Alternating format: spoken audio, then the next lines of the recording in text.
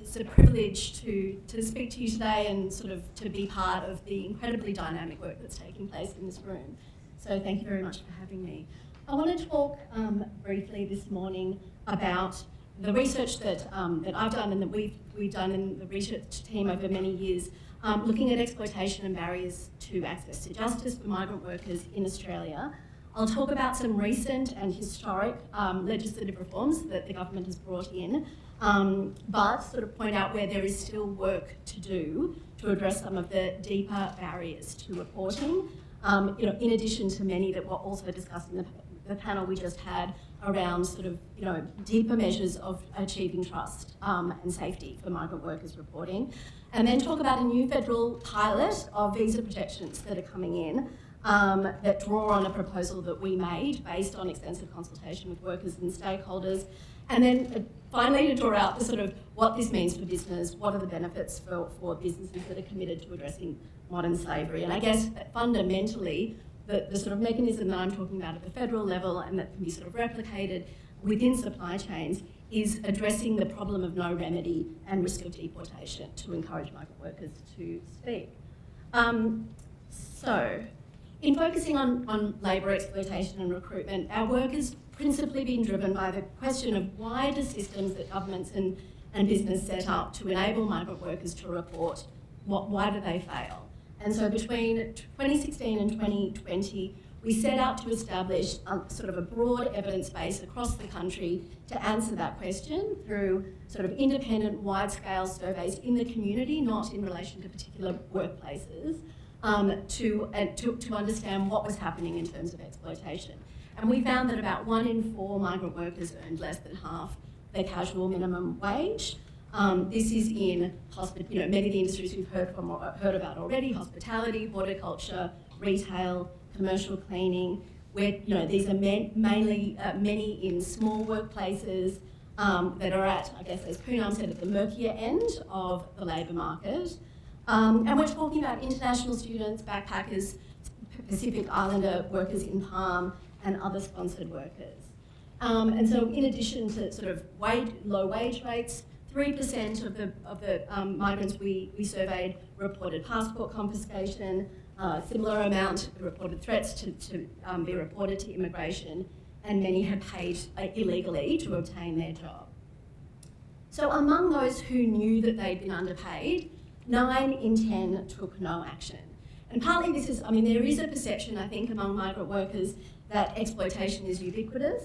Over 3/4 believed that most or all other migrant workers on their visa were being paid below the minimum wage.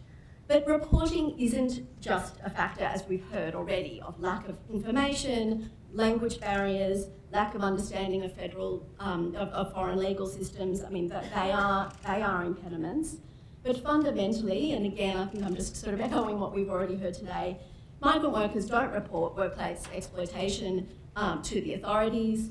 They don't seek remedies from their employer because it's not rational to do so. The risks, including immigration risks and job security, and the costs, the time, and the sort of barriers to engaging and the effort that it requires are high, and the chance of a positive outcome, like getting a remedy, or even a penalty for the employer, is low.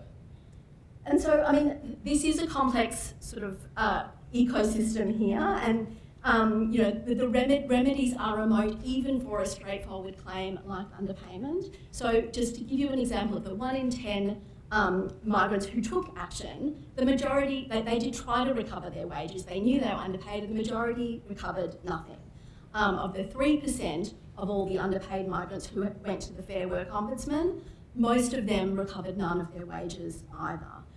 In our survey of over 4,000 migrants, a single migrant went to court to try to sue their employer for their unpaid wages and recovered nothing. And I just want to note, it's not on the slide here, but the migrants who were members of unions fared overwhelmingly best.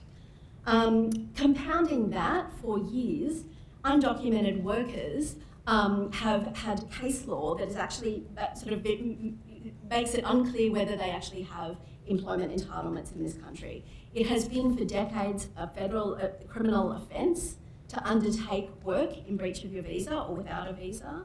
And because these undocumented workers were working illegally, various courts over the years had found their contracts were void. They actually had no contractual rights or any other rights and protections flowing from them because they'd worked in breach of the Migration Act. So the benefit side of the ledger is frequently insubstantial and remote. And migrants are getting the message that if they've breached immigration laws, even in some small way, that voids all rights and protections that come to them. And I think that's what they've internalised. On the risk side, we know that for many, fear of jeopardising their visa or future migration pathway dissuades reporting, and that may be for international students who've worked more hours than they were permitted on their visa, who fear that their visa could be cancelled. Sponsored workers, of course, fear losing their sponsor and losing their ability to stay, and undocumented workers just fear deportation. So I know that, and I'm not, so this is, I think, pretty, this is probably confirming what we already know. But I just want to point out that we also found that fear of visa cancellation went further beyond activities that actually could cause people's visa to be cancelled. The majority of migrants who answered our survey incorrectly believed that they'd broken the law for other things and were putting their visa at risk because they'd accepted wages in cash, which is not illegal and doesn't lead to visa cancellation. Or because they'd accepted an underpayment. If they accepted $18 an hour, they felt that somehow agreeing to that wage put them in the wrong. And so those misconceptions also prevent migrant workers from speaking up. So in this space, the federal government came in with a commitment to address migrant worker exploitation and implement the Migrant Worker Task Force recommendations. So these are some of these changes that are most significant that we've seen in the migration space.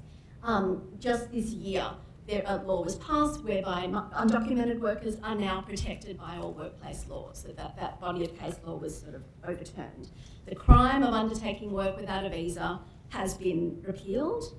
And I think these reforms are going to go some way to kind of dealing with the signals around complicity of migrant workers in their exploitation.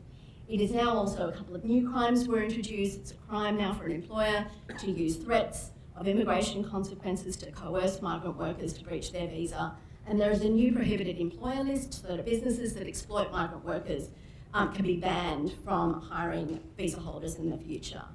So this has increased the penalties that employers face for engaging in exploitation, but more is required to get back to addressing that sort of rational calculus for migrant workers, whether it still makes sense for them to report underpayment and other forms of exploitation. And so I just want to briefly talk about one other sort of element that is in this space, which was the assurance protocol which was established between the Department of Home Affairs and the Fair Work Ombudsman in 2017, which was designed to allow migrant workers to come forward. Home Affairs sort of committed to exercise discretion not to cancel a worker's visa if the Fair Work Ombudsman was making inquiries in relation to a worker's complaint. So in principle, a really innovative, new initiative, and unfortunately was, I think, dramatically ineffective. Only 94 migrants used it or got the benefit of it between 2017 and this year. And very briefly, I think the reasons for that are that many migrants just don't approach the Fair Work Ombudsman. It was dependent on the Fair Work Ombudsman taking up a claim, which it doesn't always do. It takes a more strategic approach to enforcement. So there was no guarantee that a migrant would be able to, if they approached the FWO, that they would actually take up their case and get the protection. And that the Fair Work Ombudsman also is, responsible for some workplace protections, but not health and safety and sexual harassment and other areas in which migrant workers had problems, and so there was no protection for those. So in this gap, we sought, sort of based on survey findings and in collaboration with a large number of other organisations, unions, and the business community across the country, developed a blueprint for new visa protections that would enable migrant workers to speak up safely and enforce their rights without risking deportation. So under the proposal that we developed, protections must extend to workers who pursue not only go to the Fair Work Ombudsman or other government agencies, although that they would, but also who pursue private legal action or also pursue collective action through a union. It would need to extend to all sorts of labour claims, not just underpayment. And that protection against cancellation, let's say for students who've breached their visa, it has to be available as a guarantee. From the migrant's perspective, reaching out to a government agency, and this obviously goes within the trafficking and modern slavery space as well, approaching the federal police as a potential sort of survivor of trafficking gives you no guarantee that your claim is that your case is actually going to be taken up and that you will get the visa protections and other support that's available. And so, a worker or a survivor has to approach authorities without sort of knowing in advance that the protection is going to be granted, which is, in some ways as good as no protection at all. And so in our proposal, there needed to be protection against visa cancellation has to operate as a guarantee so that a worker can predict and rely on the protection being granted. So it was endorsed, this proposal was endorsed by over 40 organisations, including many that are in the room today, including business and the UN Global Compact Network of Australia and the Office of the New South Wales Anti-Slavery Commissioner.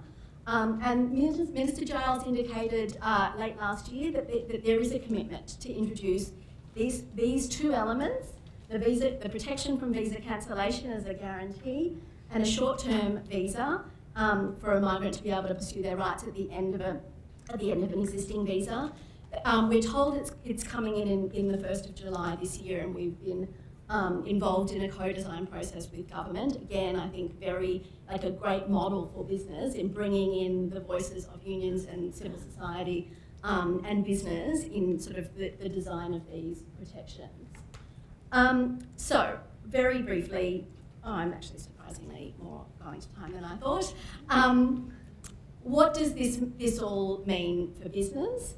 If individual migrant workers know that they can safely address underpayment and other modern slavery indicators without risking their visas, businesses are going to be able to access, we hope, far greater intelligence now on the ground, especially in sectors in which their suppliers operate and at the stage when risks can be mitigated and addressed. So obviously this is not in any way, the solution or initiative sits alongside many other efforts to empower migrant workers in the most problematic sectors and the most problematic parts of those sectors in Australia, but to ventilate claims and increase the degree to which workers feel safe to come forward, feel safe to approach a union or a lawyer or the government or their boss.